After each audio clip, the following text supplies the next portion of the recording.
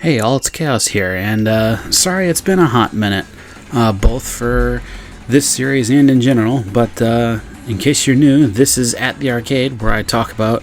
arcade games here in Japan that may or may not end up overseas at some point. And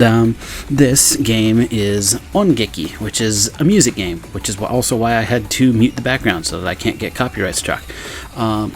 It's a pretty simple game. You have a little lever to control direction, then you have three little buttons that you have to hit in the middle,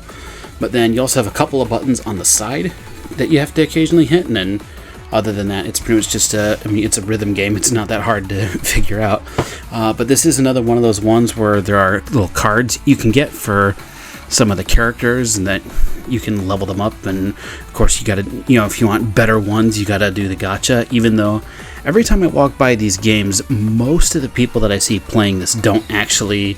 have any of like the crazy gacha characters. I see most people just using the freebie defaults that you get. I have one of the gacha ones, but admittedly I don't get to play this game super often because I don't get to go to the arcade quite as often as I would like to anymore. But anyway, if you want to do the gacha for this game though, you're actually going to have to go to a completely separate machine to do the gacha on that, and then it can spit a card out for you. The little card will have a little, like a QR kind of code on it that the game machine will read. The other thing though is that it does put your your username that you register when you make like your profile for the game with your little like save file card that I talked about before.